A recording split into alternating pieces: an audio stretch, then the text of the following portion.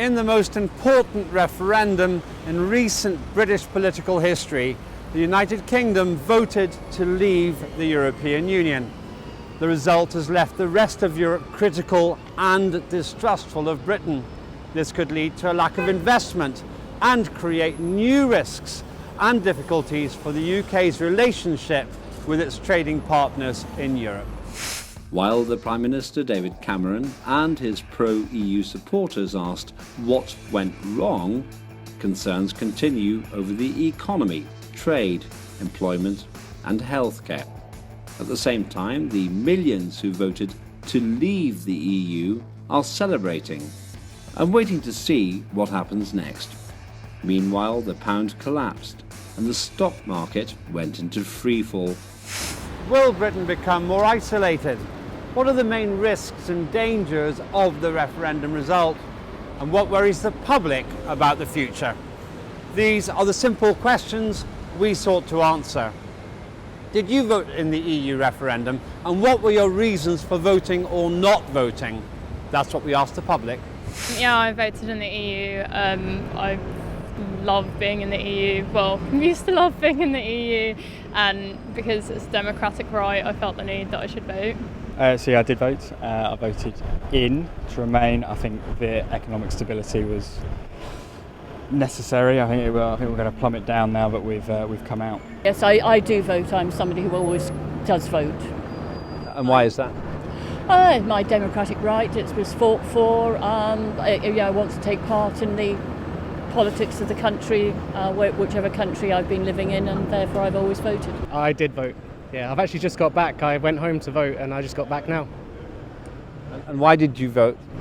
Well, it seemed like it was really important. Yeah, I'd be surprised if anyone didn't vote. I did vote, yes, and I think everybody has to vote to give a choice. Otherwise you can't moan about what's happening because you've not tried to change it or make it better. We asked our experts if they voted in the referendum and their reasons for doing or not doing so. Yes, I voted. I think regardless of how we got to this referendum, we have been presented with a referendum as the way the UK public's decision would be represented.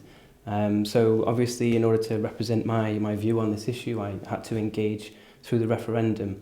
I do think in many ways, though it was of course a flawed process, we were given two options, leave or remain. People's reasons for voting leave or remain were very different. And now that we have this result, it really doesn't reflect the decisions behind that vote. It'll take some time to piece apart why some people have voted leave or remain, and what that means as a country going forward. On what basis do we renegotiate with the EU? Do we go down the left-wing angle of trying to work for greater workers' rights and openness in that respect and taxation, or do we go down the immigration angle? And there's very many differing perspectives of where that could lead us. But I do think what's also been interesting about this referendum is that it has actually been obviously completely proportionate, given us an opportunity to see the views of the British public reflected in a proportionate way.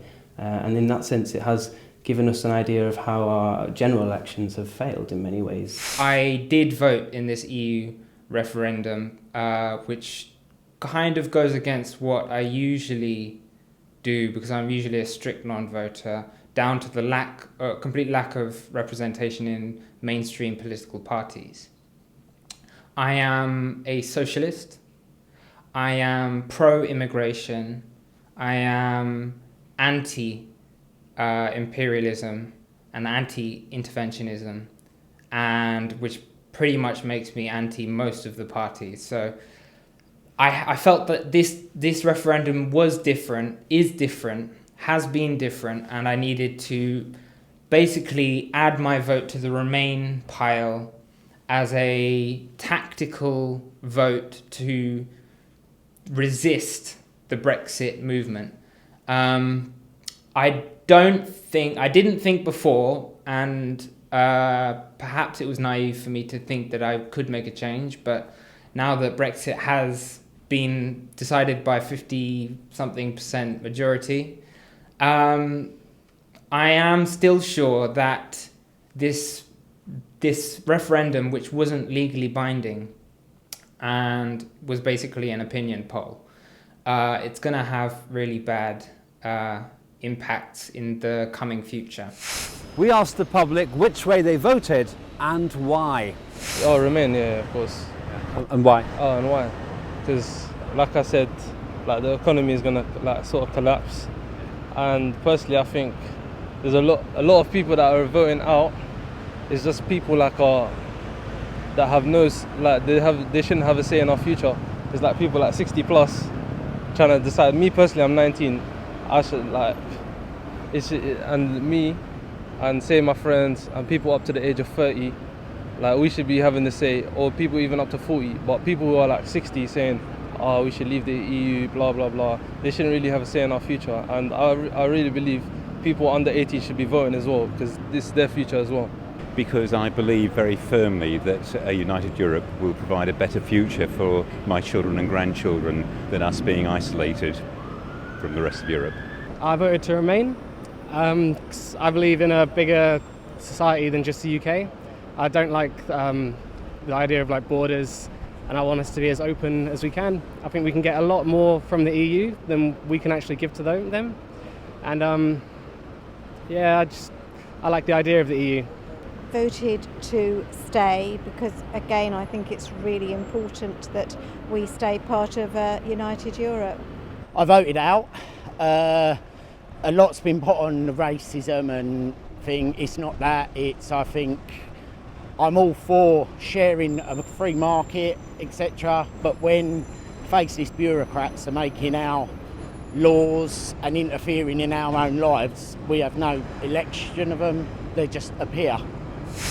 Our experts also shared which side they took and their reasons for doing that. I voted Remain for many reasons, really. Being from Merseyside, I've grown up seeing a lot of investment in my local area from the EU. Between 2000 and the present day, Merseyside has had around £285 million of investment in over 1,500, I think, EU-funded projects. And actually in the next 5 years, Merseyside was due to receive another £190 million of EU funding. So obviously, yes, I mean, a lot of that has also come during a time of austerity and cuts in the national scene in the UK. So perhaps lots of money that Liverpool and Merseyside in general would not have seen if we hadn't had the EU to step in on some of those projects. So I think it's definitely going to impact Liverpool quite a lot, the fact that we've now voted to leave. Not just with that 190 million of funding for the next 5 years that will obviously now not be there, although I assume that's still to be decided, but also in the greater ties that as a city Liverpool has to Europe. We were the European City of Culture in 2008 that brought massive investment into the city and brought many tourists to Liverpool and was widely seen as contributing hugely to Liverpool as a city. Which I, being slightly biased, would always say that Liverpool is a very outward-looking city and very open to the rest of the world. More nationally, I would say we have the UK's Human Rights Act that was developed through our engagement with the EU. We have legislation on the environment, on things like acid rain. If you talk to people today about acid rain and how we used to see 10 years ago or so that it was a disastrous problem for our future in the UK, it's mainly European legislation that has allowed us to combat a lot of these issues. I chose to vote Remain in a strategic defensive vote. So I'm not for voting, but this time I chose to vote not for the EU, which I acknowledge represents a massive imperialist bloc whose aggression goes right around the world. But I chose to vote Remain to resist the rising tide of fascism in this country, represented by the Brexit crowd. And it's a shame because if conditions were different in the country, leaving the European Union might have been a good idea. But the problem is that the debate has been allowed by mainstream leaders to be framed by racists, which means that it's been made about immigrants and it's been made basically a referendum on immigration. And as such, a win for Brexit, which has happened now, is going to give them all that sense of confidence. So I needed to add myself to the Remain crowd to show make a show of opposition to that. By holding a referendum, what message has Britain given to the rest of Europe about trust, loyalty and trade, and will it become more isolated? Here's what the public thought. I think we're closing our eyes, ignoring issues, quite frankly giving off a bit of a xenophobic vibe, saying that you're not welcome, that make Britain great, but that's alluding to the concept of colonialism and imperialism that is something I'm very confused why people want to strive for that and baffling. I'm not sure we're isolating ourselves. I think we are showing that we're willing to stand up to bigger authorities and powers, but I don't think leaving a club helps us in the long run. I think the message it sort of gives is that we're not what we thought we were. Like the EU was supposed to bring us together, and it kind of like with the results we kind of showed that we're not that loyal, and I feel like it's a bad message.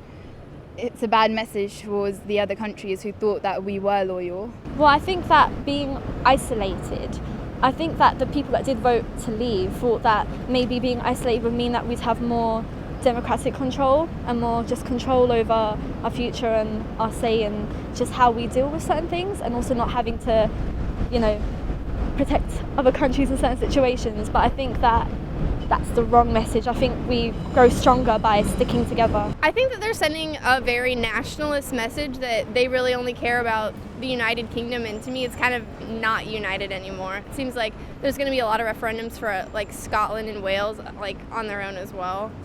Do our experts believe Britain will become more isolated? And what about trust, loyalty and trade? I hope that the UK won't become more isolated, but I think inevitably the EU and EU member states will need to have a period of inward reflection to ensure that the EU does not disintegrate further. So maintaining the existing relationships and building the relationships they seek to build within the neighbourhood as well. So in that sense we will not be at that table, so certainly less influential and perhaps not involved in some of those negotiations for a while. But I think even within the EU, the UK has always been a reluctant partner, the perennial bull in the china shop really on many issues. We've resisted things like corporation tax standardisation, resettlement of refugees within the discussions that were happening last year, and many other political issues really. We have been holding back in some ways possible progression with the EU. In fact, nowhere else is that clearer than on TTIP. One of the discussions that was had leading up to the referendum vote was that if we left the EU, we wouldn't have to deal with TTIP. Actually, it's countries like France and other EU member states who've been fighting hardest for some of the taking out certain parts of TTIP that were going to be most damaging. Now, obviously, if we try and have a similar arrangement with the US on our own, we won't have that other voice trying to remove some of the more damaging parts. So, yes, I guess in total, this referendum will affect our relationship with EU member states. It will, at least in the short term, affect how we are viewed by member states and how engaged they will want to be with us at first. But I think more important is the longer term and how we can, as I say, reflect that 48% and also the differing views within the 52% on where we see a future relationship with the EU. The referendum in Britain is, I think, a mirror of similar separatist movements in other countries in the EU, in that it represents the West's imperialism in an age of crisis. It can't do what it did 100 years ago. It's finding it harder and harder to exploit the countries of the global south. And therefore, there's a lot of trust issues. But in between countries in the EU, just look at how Greece was treated in terms of applying austerity. It was done horribly. And this just represents an increase in infighting between imperialists. So in that sense, it's irrelevant, but at the same time, it has massive consequences to people around the rest of the world. And Do I think that Britain will become more isolated as a result? Certainly, I think that on a national political scale, it will be isolating, kind of obviously. However, I think that in this kind of modern capitalist system, big business will retain all of its links with Europe, China, build new links. And I think that big business will always win. So Britain as a country might become more isolated, but so long as it keeps this neoliberal agenda, big business will be happy and big business will stay. So for people on the ground, the isolation, I couldn't say. But for on a national scale, definitely. What are the main risks and dangers to Britain from leaving the EU? We asked the public. Financially, like you saw the pound go down straight away. That's really scared me. The other risks is this big hype around immigration. I mean, I don't actually believe immigration to be a problem at all. I think it's a good thing. And just this like fear-mongering sort of rhetoric that we've been getting with the media, I think that's really done a lot of damage to our country. The economy, I think, definitely. And hopefully they'll be able to sort it out, but at the moment I just feel very, very unhopeful, yeah. It's an unknown quantity. You know, you hear all the horror stories of the economy and nobody knows. It's a suck it and see moment. But on the whole, I personally think the next 2 years will be a bit unstable and then we'll get a direction. It's not going to be united as it used to be before. And now, like, for example, David Cameron, he just resigned, right? That we will actually go backwards quite significantly, both in terms of our economic outlook, but also in terms of the way that we are viewed within the world as a whole. Our experts offered their opinion about the consequences for Britain of leaving the European Union. Well, the UK and EU institutions do have an unsteady future ahead of them, mostly because neither side really knew what this would look like before the vote. So definitely a lot of uncertainty. But I think one of the most important things is that we don't allow a lot of the disunity that was created ahead of the referendum vote to deter or distort our politics. Now, we have to make sure that we acknowledge that the vote has happened and this has been the outcome, but we are still the same country that has a very diverse set of views on a range of issues, not only the EU, and that now it's the time to work together to work out what that future UK and EU relationship looks like. At the end of the day, everyone voting in this referendum was voting for what they thought would be a better world for the next generation. I think that the main risks associated with Britain leaving the EU are the same risks that we had prior to the referendum, and it's in that sense the referendum hasn't changed it. It's just going to make things worse.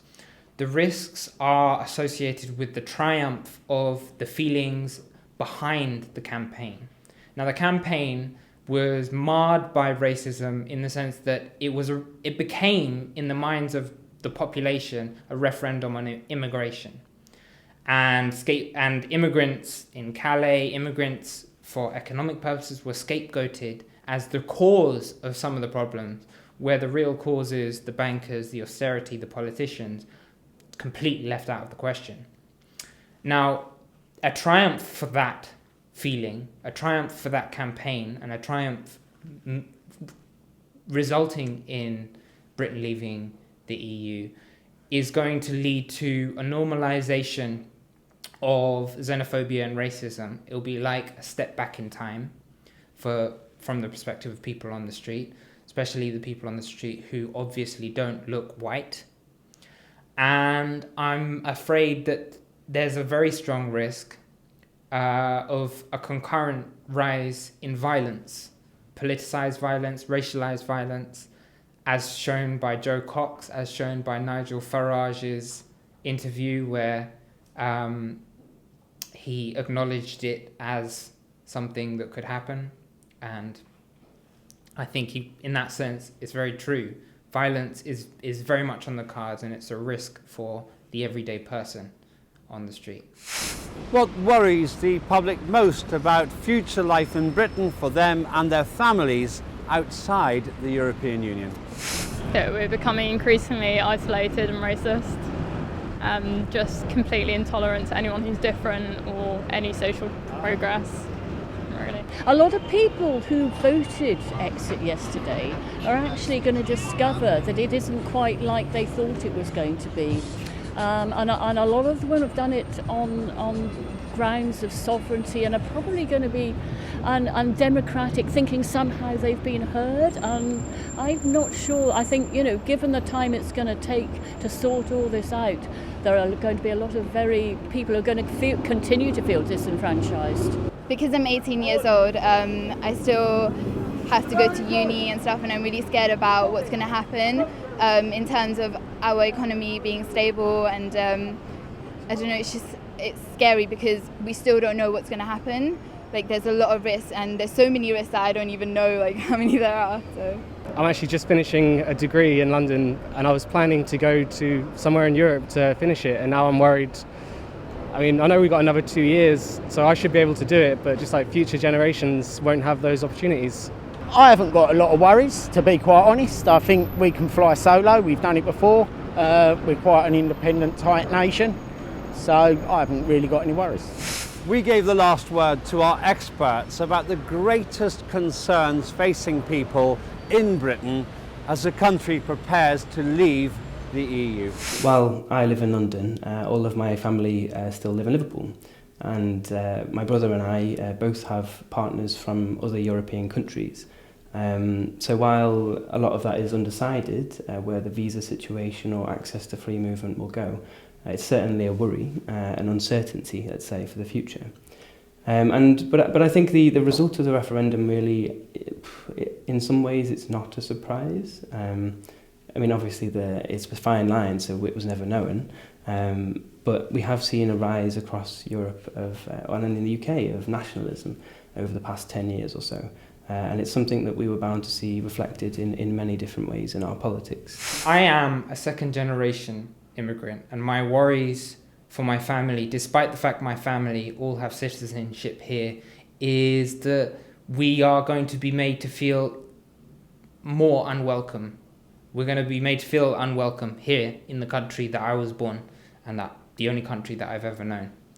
And my worries are that the violence that has always been very remote, you'll hear about it from a friend or a friend, is just coming closer and closer to home.